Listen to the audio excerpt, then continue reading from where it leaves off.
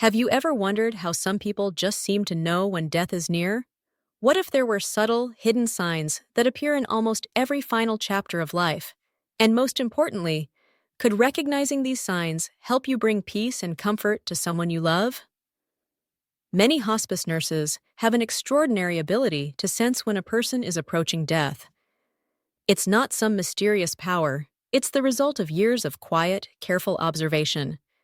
They've noticed certain patterns that repeat themselves again and again, often going unnoticed by others.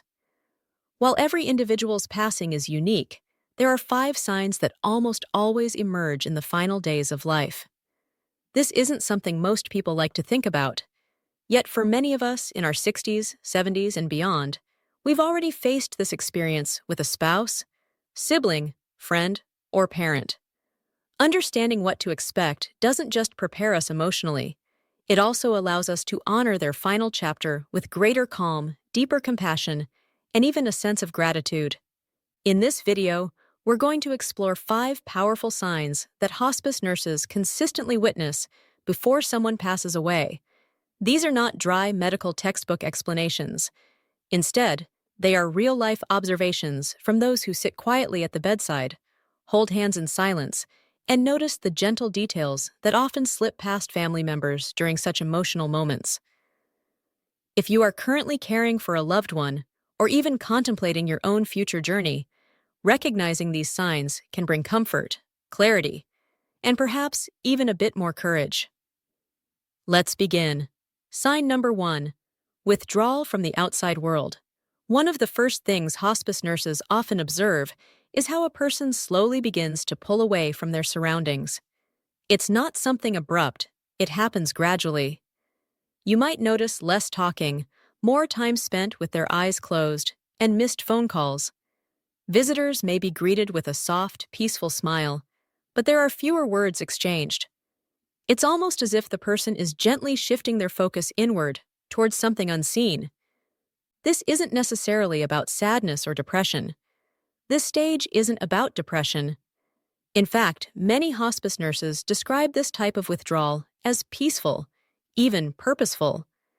It's not like flipping a light switch off all at once. Instead, it's more like a dimmer slowly fading, softening the edges of everyday life. The world's noise, its daily routines, and even familiar comforts begin to lose their grip.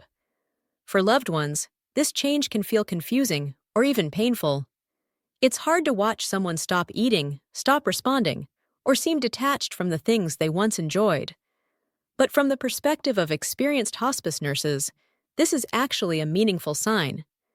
The body and mind are starting to conserve energy, quietly preparing for the next step in their journey. There was a man named Walter, 84 years old, who had always been the spark in every room, telling stories, sharing jokes, and filling the air with laughter. Yet in his final days, something shifted. He asked for fewer visitors, kept the blinds drawn, and no longer wanted music or television playing in the background. When his daughter offered to watch their favorite show together, something they had always cherished, he simply smiled and softly replied, "Not today." Hospice nurses reassured his family that this wasn't rejection or sadness. It was reflection. Walter wasn't shutting them out. He was slowly, gently stepping out of the room without needing to say goodbye aloud. This phase isn't about coldness or lack of love. It's about detachment, a natural process where the body and spirit begin to release their hold on this world, making space for what lies ahead. Sometimes, the most loving act we can offer during this time is simply sitting close by, quietly holding space without expecting anything in return. Sign 2. Changes in breathing patterns. Another powerful sign hospice nurses often observe is a clear change in the way a person breathes. It usually begins with longer pauses between breaths, creating a rhythm that's noticeably different. You may notice longer pauses between breaths, shallow inhales, or even unusual breathing patterns that seem irregular or unsettling. This type of breathing is known as Cheney-Stokes respiration. Although it can be quite alarming for family members to witness, it's actually a very common and natural part of the body's gradual shutting down process. At times, the breathing might sound labored, or it may follow a pattern that feels unpredictable. You may hear stretches of complete silence, followed by a sudden, deep breath, as if the body momentarily forgot to breathe. For loved ones sitting nearby, this can be frightening. It may seem like something is going terribly wrong. However, nurses who have been present with countless individuals during their final hours often explain that this isn't a sign of suffering. It's not pain. It's a clear signal that the body is transitioning. In fact, the body is doing exactly what it's meant to do. It's beginning to release, slowly letting go in its own time. I remember a woman named Dorothy, 79 years old, who had spent most of her life singing in a choir. She once said, "Breathing is the music we don't notice until it changes." In her final week, her breathing came like gentle waves, sometimes close together, sometimes spaced far apart. During those quiet hours, her daughter would sit beside her and softly match her own breathing to her mother's. Together, they created a calm, steady rhythm that brought peace instead of fear. Physiologically, this change occurs because the brain's signals to the lungs begin to fade. The body isn't fighting or struggling. It's simply reducing its efforts, focusing only on what's necessary. No extra energy is wasted. Some experts believe that this shift in breathing helps to draw the person's awareness inward, slowing down the world around them and creating a soothing, rhythmic path toward stillness. If you're still here watching this video and you've found these insights meaningful so far, please comment the number 2 below to let me know you're with us. And if you haven't subscribed yet, I encourage you to subscribe and turn on the notification bell so you won't miss future videos filled with thoughtful guidance and support. Your support means so much. It allows us to keep creating meaningful content designed to inform and inspire you through every stage of life. Now, let's continue. Sign 3. Withdrawal from the world. One of the most noticeable signs that hospice nurses often mention is a deep withdrawal, not just from conversations or daily activities, but from the world itself. This isn't about rejecting loved ones or being upset. It's more like a gentle turning inward, a quiet form of preparation for what lies ahead. You might begin to notice an elderly loved one sleeping more frequently, or keeping their eyes closed even while they're awake. They may stop responding to things that once brought them joy or interest. The television might remain off for days, phone calls might go unanswered, and even favorite hobbies may no longer catch their attention. It's not that they're unaware or angry.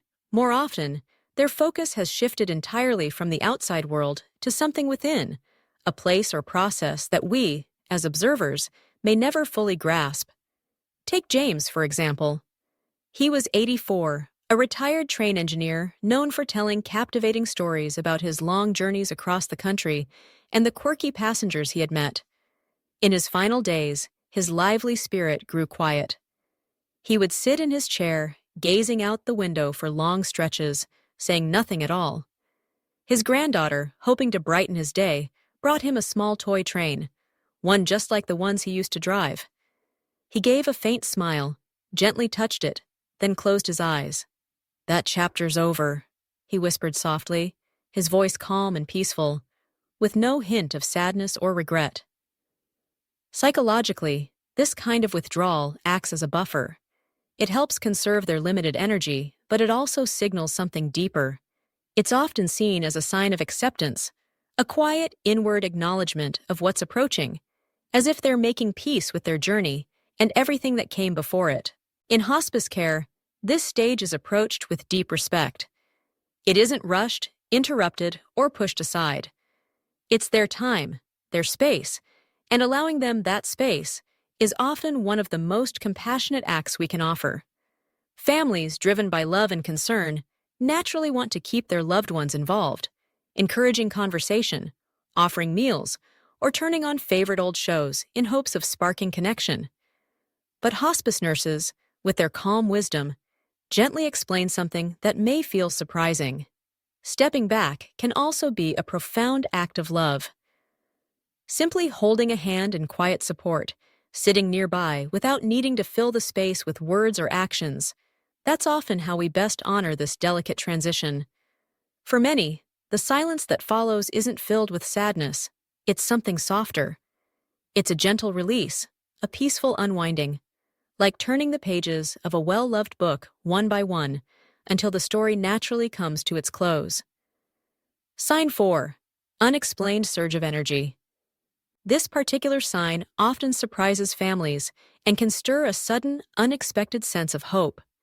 Some may believe their loved one is recovering or improving, but experienced hospice nurses recognize this sudden burst of energy for what it truly is, a clear sign that the end is near. This phenomenon is sometimes called the rally, and it can be striking. A person who hasn't spoken or responded for days may suddenly sit up, asking for a favorite meal or craving a certain food. Someone who appeared too weak to move might reach out to hold a loved one's hand or start sharing vivid stories from their past, as if those moments just happened. To those unfamiliar with this sign, it can look exactly like a miraculous recovery. Yet, in most cases, it's the body's final wave of effort, like the bright, beautiful flicker of a candle before it softly fades out. What makes this moment so emotional isn't just the sudden energy, it's also the clarity that often comes with it. People who had been confused, restless, or unresponsive may suddenly become crystal clear in their thoughts and words. They may say things they've been holding inside, ask for people they haven't spoken of in years, or express heartfelt gratitude. Some offer final words of advice, while others seek or give forgiveness, bringing closure to lingering feelings before letting go. There was a man named George, a 79-year-old farmer who had been mostly unresponsive for 3 days. Then, unexpectedly, one morning, he opened his eyes, looked around, and calmly asked for a cup of coffee. He then turned to his son and gently reminded him to take care of the apple trees in the south field, mentioning they needed more sunlight. With a soft smile, he cracked a familiar little joke and even requested to hear his favorite song. That very evening, after sharing those heartfelt moments, he passed away peacefully in his sleep. Psychologically, this rally may be linked to the body's release of adrenaline or other final chemical responses as it prepares for the end. But from an emotional perspective, it becomes something far greater. It offers families a rare and precious gift, one last connection, one final moment to share words, laughter, or a quiet exchange of love. It's often a memory that stays with them forever. The key, however, is to approach this moment with gentle understanding and not mistake it for a sign of recovery. Hospice nurses remind us that this isn't a signal of the body reversing course. It's actually a sign that something deeply sacred is unfolding. If you're fortunate enough to witness this sudden surge of energy, simply be there. Listen with your heart, remain present, and take that opportunity to say whatever is on your mind. If you're still here watching this video and finding these insights meaningful, please comment the number 4 below to let me know you're with us. And if you haven't subscribed yet, I encourage you to subscribe and turn on the notification bell so you won't miss any future videos filled with thoughtful guidance and support. Your support allows us to keep creating valuable content to inform and inspire you. Now, let's continue. Sign 5. Changes in breathing patterns. As a person nears death, one of the most noticeable changes often occurs in the way they breathe. While it's not always painful, it can certainly be startling, especially for those who haven't experienced it before. Hospice nurses are specially trained to notice these shifts early on, and through their experience, they've learned that these changes are not something to fear. Instead, they see them as the body's natural and gradual way of letting go. The most common breathing pattern observed at this stage is called Cheney-Stokes respiration.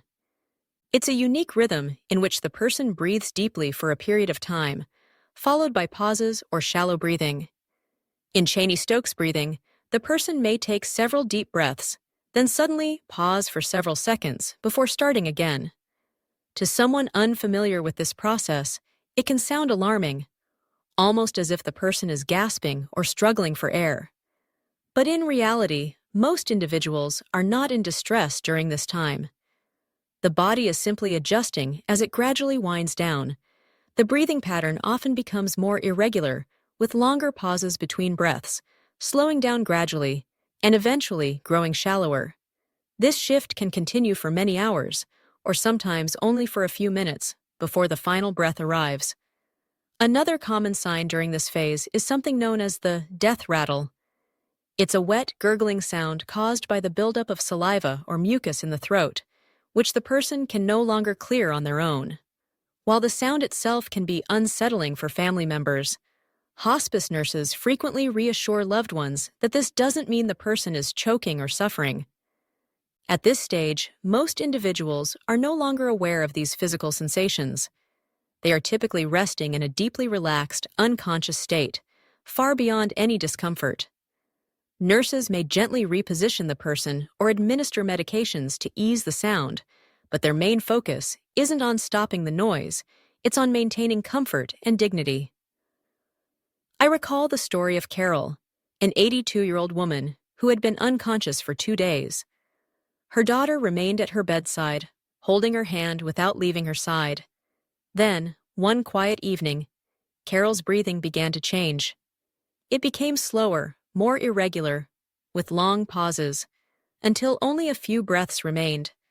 Her daughter never let go of her hand throughout the entire process. Later, she shared with me how that moment, though unusual, felt surprisingly peaceful, almost like watching the tide slowly pulling away from the shore, slipping gently back into the sea. Breathing changes are often among the final signs that the end of life is near. Yet, as difficult as they can be to witness, they aren't something to fear.